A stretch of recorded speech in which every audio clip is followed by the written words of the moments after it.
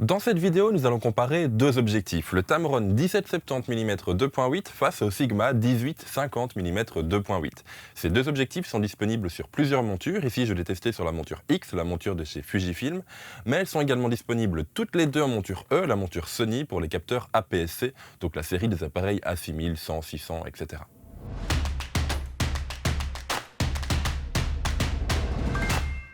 Ok, bonjour tout le monde et bienvenue dans cette nouvelle vidéo, j'espère que vous allez bien. On se retrouve aujourd'hui, vous l'aurez vu, pour comparer deux objectifs, le Tamron 17-70 face au Sigma 18-50.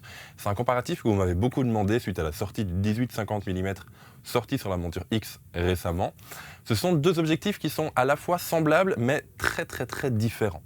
Et donc je trouvais ça intéressant de les comparer, parce que ce sont deux objectifs qui peuvent remplir le même rôle, en tout cas sur papier, parce que vous allez voir qu'en pratique, ils sont finalement très différents. Déjà, on va commencer par les présenter. Le Sigma, c'est donc le Sigma 18-50 mm 2.8. C'est un objectif qui est très compact, qui n'est pas parafocal, donc il s'ouvre lorsque l'on va zoomer, tout simplement le fût va s'agrandir. Il est vendu à un prix conseillé aux alentours de 500 €, il pèse 290 grammes, c'est vraiment tout léger. Son diamètre de filtre est de 55 mm et il a une distance de mise au point de 12 cm lorsqu'on est à 18 mm et de 30 cm lorsqu'on est à 50 mm. Je lis mes notes, évidemment, je ne connais pas tout ça par cœur. C'est évidemment un objectif vraiment couteau suisse qui est très compact. Sa grosse force pour moi, c'est sa légèreté et sa compacité. Je sais que j'ai des grandes mains, mais il est vraiment tout petit. Monté sur un appareil chez Fujifilm du style d'un XS10 ou d'un XT30, c'est vraiment un superbe combo, très léger, très compact. Pareil chez Sony, si tu as un A6000, si tu as des appareils un peu plus compacts, c'est vraiment le type d'objectif qui rentre dans la même mentalité, dans la compacité. De l'autre côté, on a le Tamron 17-70 mm 2.8. Lui aussi, le fût va s'ouvrir lorsque tu vas zoomer. C'est donc un f2.8 constant, il est stabilisé, contrairement au Sigma qui ne l'est pas. Lui va coûter non pas 500, mais aux alentours de 900 €. De nouveau, ce sont des prix conseillés. Il y a des fois, on va le retrouver un peu plus cher ou des fois un peu moins cher. N'oubliez pas également le marché de l'occasion. Ça peut être un bon moyen de trouver des bonnes optiques à des prix des fois un peu plus bas. Ces distances de mise au point sont un peu plus grandes. On est à du 19 cm lorsqu'on est à du 17 mm sur l'objectif. Et lorsqu'on va zoomer à fond de fût, à 70 mm, on va se retrouver avec une mise au point à 39 cm. C'est légèrement plus gros, mais ça reste dans la même moyenne. Son diamètre de filtre est de 67 mm et lui va peser 860 grammes. Donc lorsqu'on va comparer les deux, on va directement voir une différence de taille et de compacité. Le Sigma paraît vraiment tout petit par rapport au Tamron, ou inversement, le Tamron paraît assez grand par rapport au Sigma. Les raisons sont simples. Premièrement, vous l'avez entendu dans la description, le Tamron va de 17 jusqu'à 70 mm, quant au Sigma, il ne va que de 18 jusqu'à 50 mm. En fait, c'est vraiment deux mentalités qu'il faut voir. Le Tamron, c'est l'objectif pour tout faire, c'est l'objectif qui embarque le tout. La preuve, il est stabilisé, il embarque une stabilisation, là où le Sigma ne l'embarque pas. Donc de nouveau, un point en plus pour le Tamron, même si certains vont me dire, oui, mais chez Fuji, la plupart des capteurs sont stabilisés, chez Sony également, donc bon, au final, c'est pas trop grave si l'objectif ne l'embarque pas. De nouveau, il n'y a pas, entre ces deux objectifs, un qui est meilleur que l'autre. On a deux objectifs très différents qui vont correspondre à deux utilisations très différentes. Je ne vais pas pouvoir vous en conseiller l'un ou l'autre, c'est vous qui allez devoir faire votre choix. Je ne peux pas non plus vous mâcher tout le travail. Le Tamron, comme je le disais, il embarque 1 mm en plus en grand angle. La différence entre 17 et 18 peut sauver des fois quelques cadrages. Et il va surtout embarquer 20 mm en plus en téléobjectif pour passer de 50 à 70 mm, le tout avec du f2.8, le tout avec une stabilisation. Petit point, avant de rentrer vraiment dans les qualités optiques de chaque objectif, de pouvoir le tester sur le terrain, c'est ce qu'on va faire juste après, j'ai une petite pensée pour un ami avec qui je shoot souvent, que vous avez souvent vu dans les vidéos, qui est Christophe, qui lui est utilisateur Sony, aussi du coup sur la gamme APS-C, donc il a un A6600, qui a en sa possession le 18-50 mm de chez Sigma et qui est confronté à un problème de taille auquel je n'aurais jamais pensé. Chez Fujifilm, la plupart des téléobjectifs, que ce soit Fuji ou d'autres marques, commence à 50 mm. J'ai dit la plupart, il y a évidemment des exceptions, notamment le nouveau 70-300.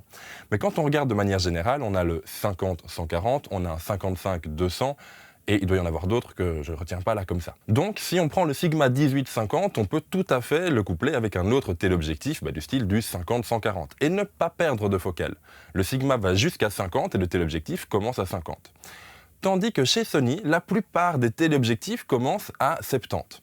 En réalité, il n'y en a que un qui commence à 50, c'est le tout nouveau Tamron 50-400 mm, qui n'est pas pensé pour l'APS-C, il est pensé pour le plein format et c'est un énorme bousin. Il a l'air vraiment très bon optiquement, mais il a l'air déjà très cher, très lourd, pas du tout compact, bref, pas pensé par l'APS-C. Donc si tu es utilisateur Sony et que tu prends le Sigma 18-50, eh bien tu vas avoir ces différences de focale entre 50 et 70 mm qui ne va pas être comblée. Et c'est très ennuyant, vraiment très ennuyant. En fait, en regardant beaucoup de mes photos de paysage, j'ai remarqué qu'il y a quand même pas mal de photos que je prends entre 50 et 70 mm, notamment avec mon 50-140 chez Fuji. Donc moi, le problème, il est résolu par un téléobjectif qui commence à 50. Donc si tu es chez Sony, ce téléobjectif, il n'existe pas. Dans ce cas-là, il faut peut-être prendre en compte la différence de focale de ce Tamron 17-70 mm qui va bien jusqu'au début de ton téléobjectif, 17-70 plus un téléobjectif qui commence à 70. Pourquoi pas un 70-300 chez Tamron de nouveau. Bref, je voulais vraiment placer cet argument parce que c'est quelque chose dont je n'avais jamais entendu parler sur Internet. Personne ne le relève et c'est vraiment sur le terrain qu'on s'est rendu compte avec Christophe que en fait, la plage focale 50-70 est ultra utile. Et ici, si tu prends le Sigma 18-50 et que tu es chez Sony, donc tu n'as pas de téléobjectif qui commence à 50, tu vas te retrouver calé un petit peu. Il faut prendre ça en compte également. Commençons rapidement par les avantages et les inconvénients avant de rentrer sur les tests terrain. C'est vraiment le plus important de cette vidéo. Les avantages et les inconvénients du Tamron 17-70, je viens de vous le dire en premier, sa focale, sa stabilisation intégrée. En inconvénient, j'ai retrouvé un autofocus qui des fois est un petit peu imprécis. Bon, ça dépend des sujets. Lorsque c'est un sujet statique, je pense à de la photo de paysage, ce qui est mon fort, là évidemment il n'y a aucun problème. Mais lorsque je vais prendre quelqu'un en photo qui vient marcher vers l'appareil, ou du contraire qui s'éloigne de l'appareil, des fois l'autofocus patine un peu. Et ça vient pas du boîtier, je l'ai testé avec le X-H2S, le boîtier le plus performant niveau autofocus chez Fujifilm. J'ai aucun problème avec les autres optiques, ici de temps en temps ça rame un peu. Bon, ça dépend un peu du domaine dans lequel tu vas prendre des photos, de nouveau en paysage, moi j'ai aucun problème. De l'autre côté, les avantages et inconvénients du Sigma 18-50 mm, vous l'avez vu, sa compacité, son prix, son poids, c'est vraiment tout contenu. C'est pour moi un objectif que je vais conseiller à beaucoup de personnes pour commencer parce que c'est un objectif d'une très grande qualité optique. Vous allez voir le Tamron également, se débrouille très bien. Mais le tout est contenu dans un prix en dessous des 500 €. Généralement, il est disponible autour des 480. Ça dépend de nouveau des revendeurs. Mais surtout dans un poids et une compacité qui est vraiment exemplaire. Et c'est ce que recherchent la plupart des personnes. Donc effectivement, il ne va pas zoomer jusqu'à 70 mm. Effectivement, il n'embarque pas de stabilisation. Néanmoins, ça reste quand même une excellente optique. Bon, je ne vous l'ai pas précisé et j'ai fait une petite coquille dans la vidéo de présentation du Sigma 18-50. Les deux sont tropicalisés. Le Sigma également. J'ai dit qu'il ne l'était pas sur la vidéo du Sigma, sur la review que je pourrais vous mettre en description. C'était juste un manque d'information de ma part. Désolé, ça arrive. Ce que je vous propose maintenant, c'est de faire deux types de tests. Premièrement, déjà de vous montrer quelques photos prises avec le Tamron 17-70 et le Sigma 18-50. Je vais les prendre avec le Fujifilm X-H2 et son capteur de 40 millions de pixels. Si les deux objectifs se débrouillent bien sur un capteur de 40 millions de pixels, évidemment, ils se débrouilleront bien sur des capteurs avec une résolution plus basse. Je vais prendre des photos en extérieur, en intérieur, et je vais également surtout tester l'autofocus et vous montrer comment l'autofocus gère. Je vais de nouveau le tester avec le X-H2 qui lui est connu pour avoir un autofocus un peu moins bon que le X-H2S. C'est vraiment un autofocus qu'on va retrouver pareil comme sur le X-T5, qui est la dernière génération de chez Fujifilm, qui est bon, mais qui n'est pas le plus rapide. Le plus rapide, ça reste le X-H2S et ça reste les boîtiers de chez Sony qui, au niveau rapidité de l'autofocus, je ne parle pas de précision, sont quand même les meilleurs. On est parti pour les tests. Bon, on va commencer ces tests d'autofocus avec le boîtier Fujifilm X-H2. J'utiliserai le H2S après, qui a un focus un peu plus précis, un peu plus rapide. Mais commençons avec le X-H2, cette fois-ci avec le Sigma 18-50 mm f2.8. J'ai à chaque fois utilisé les mêmes réglages. Je me suis mis sur une rafale de 3 images par seconde, quel que soit le boîtier. Et j'ai simplement marché vers l'objectif. Pas un pas super rapide, mais un pas normal. On peut voir avec le Sigma qu'il n'y a aucun problème au niveau du suivi de l'autofocus. J'ai fait une petite vingtaine d'images et je n'ai compté aucune image floue. Sincèrement, elles sont toutes réussies. Réussies au niveau de l'autofocus, bien évidemment. On peut voir, même en me rapprochant de l'objectif, que je sois loin ou que je sois près, que le suivi des yeux fonctionne très très bien. Le suivi autofocus fonctionne vraiment bien sur ce combo. Donc je le rappelle, le X-H2 et le Sigma 18-50 mm. Je suis ensuite passé sur le Tamron 17-70 mm. Bon, je fais une petite grimace là pour commencer. J'ai les mêmes réglages, vous excuserez mon imprécision, je ne sais plus cette fois à 50 mm mais à 49. Bon, la différence est négligeable, il me semble. Et ici, j'ai eu un petit peu plus de ratés, fatalement, plus que 0, ça se fait un peu plus facilement. Mais donc sur le Tamron, où j'ai fait un peu plus d'images également, j'en ai fait plus une trentaine qu'une vingtaine. Bon voilà, j'ai dû marcher un peu plus lentement, simplement entre les deux. J'ai compté 3 images floues. 3 sur une trentaine d'images, 3 sur 30, ça fait un petit 10% d'images floues. Sincèrement, voilà, pour moi c'est assez anecdotique. Il y a quelques images où l'œil est légèrement en dehors de la zone de netteté, où la zone de netteté se fait plus soit sur l'avant de la veste, soit sur le dessus du bonnet. Et donc c'est légèrement flou de temps en temps pour le Tamron, mais je le rappelle, j'ai compté 3 images floues pour le Tamron sur 30 prises, 0 pour le Sigma sur une petite vingtaine. On passe maintenant au Fujifilm X-H2S. On peut voir la différence de résolution en haut à gauche. Et on commence cette fois avec le Tamron 17-70 mm. Ici, j'ai fait un peu moins d'images, j'en ai fait de nouveau une vingtaine et non plus 30 comme sur le Fujifilm X-H2 et je n'ai compté qu'une image floue. Donc je rappelle, le X-H2S par rapport au X-H2 a un autofocus plus rapide et plus précis. Et ça se voit ici lorsque je le mets en combo avec le Tamron 17-70 mm 2.8. J'ai beaucoup moins d'images floues, j'ai un pourcentage qui est beaucoup plus bas. J'ai ensuite fait quelques petits tests également avec le Sigma 18-50 mm, toujours monté sur le X-H2S. Et ici, de nouveau, sur le X-H2, je n'avais qu'aucune image floue, Ici, sur le X-H2S, bien c'est pareil, de nouveau, l'autofocus suit très très bien. Donc pour moi, il y a un léger avantage sur le Sigma 18-50 mm 2.8 au niveau de son autofocus, mais vraiment, la différence entre les deux est pour moi assez négligeable. Alors finalement, pour vous faire ces tests d'optique de ces deux objectifs, du Sigma et du Tamron, je n'ai pas été en extérieur. Pour ceux qui habitent en Belgique, vous le savez, depuis une grande semaine, depuis une longue semaine, il y a énormément de brouillard et de ciel gris. Bref, c'est le début de l'hiver en Belgique, tout le monde y est habitué. Sauf que pour faire des photos, eh bien, c'est un rendu qui n'est vraiment pas super beau du tout. Et donc pour vous faire de belles images, eh bien, c'est un peu compliqué. Donc j'ai pris le choix ici dans cette vidéo de faire simplement un autoportrait dans mon studio avec une lumière qui est maîtrisée, qui est la même à chaque fois.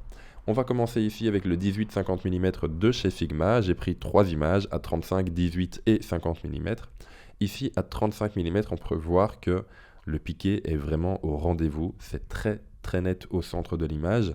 Il n'y a pas énormément de vignettage, il y en a un tout petit peu évidemment sur les bords, fatalement. Mais personnellement, comme je le dis à chaque fois, quand il n'y en a pas, j'aime bien en rajouter. Donc le fait qu'il y en a un peu ne me dérange vraiment pas. Ici, à 18 mm, c'est vraiment là où j'étais le plus surpris, car en général, en grand angle, on perd un petit peu de piqué sur ce genre d'objectif. Ici, c'est vraiment pas le cas du tout. On est à 18 mm et pourtant, on a une netteté qui est vraiment dingue. Troisième image ici à 50 mm, je trouve que c'est là où on voit le plus le vignettage sur les bords de l'image, mais au niveau du piqué, de nouveau, c'est très très bon, c'est très très net. On peut voir que les cils ont vraiment énormément de détails dans l'image, même l'iris, je trouve très très détaillé, donc au niveau du piqué, c'est vraiment un objectif qui m'a ébloui. On va passer maintenant sur le Tamron, et là j'ai dû faire 2 séries d'images. Je vous parlais que de temps en temps, il y avait un petit défaut au niveau de la mise au point de cet objectif. Ici, je l'ai ressenti dans cette série d'images. Première image, non pas à 18, mais à 17 mm, avantage du Tamron.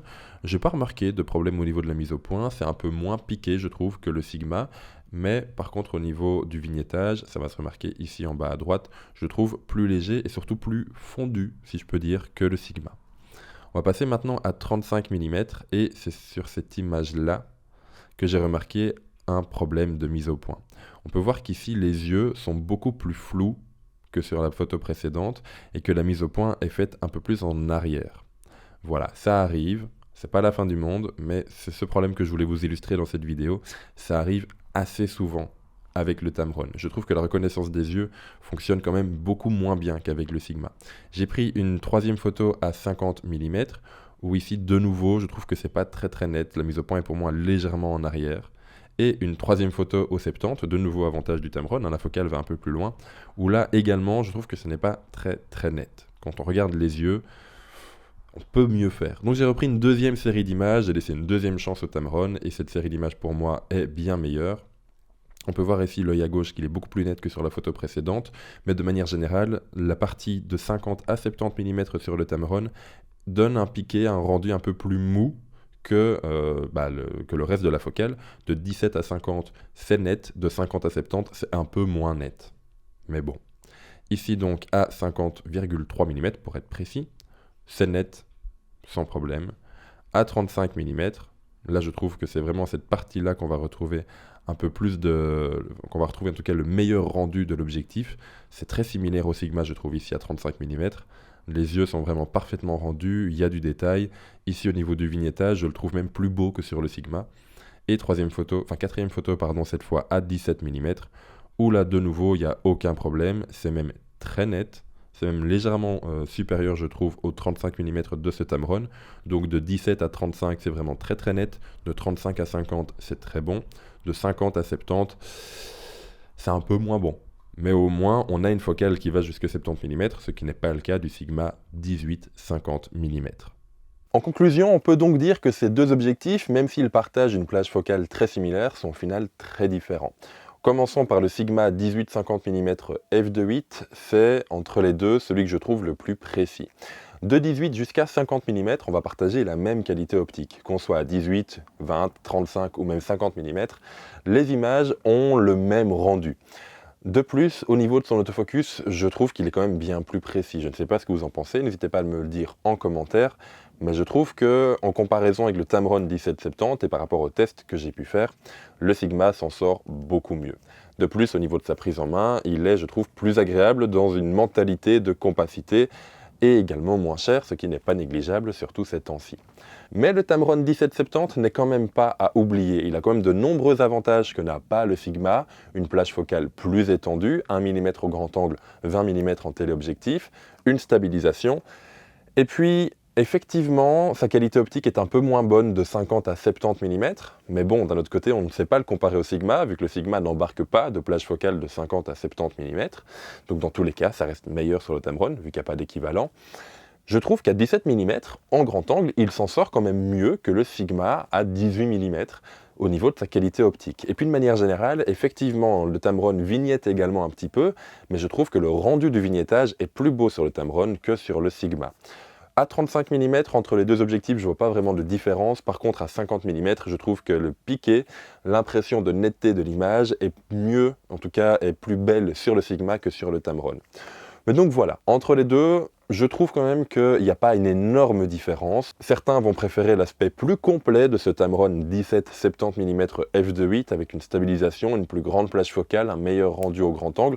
Et puis on va se l'avouer également, je trouve, une meilleure prise en main. Pour moi qui ai deux gros boîtiers, parce que les XH sont quand même des gros boîtiers chez Fujifilm, je vais préférer une prise en main comme sur ce Tamron 17-70 mm, car vu qu'il est plus grand, ça va mieux accompagner, je trouve, le gros boîtier.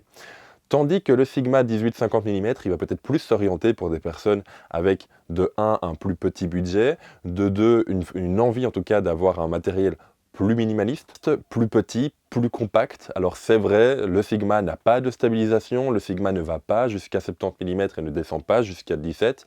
Il a un rendu au grand angle qui est, je trouve, légèrement plus faible que ce Tamron. Maintenant ça va se jouer vraiment à un cheveu entre les deux, donc pour moi la différence est négligeable. Mais voilà, pour moi, ce sont deux objectifs assez différents. N'hésitez pas à me dire en commentaire celui que vous préférez, le Tamron 1770 ou le Sigma 18-50 mm. Dans tous les cas, vous pourrez retrouver des liens d'affiliation si vous souhaitez l'acheter en description de cette vidéo. Votre achat, du coup, pourra soutenir mon travail et je vous en remercie si vous passez par là. Nous, on se retrouve très prochainement, d'ici quelques jours même, pour parler d'un énorme objectif. Je le vois, il est juste là. Je ne vous le montre pas encore, mais il est énorme. Et j'ai hâte de le tester. Allez, d'ici là, n'oubliez pas, sortez, faites des photos, faites des vidéos, mais surtout faites ce qui vous plaît, c'est le plus important. Et puis à la prochaine tout le monde. Ciao!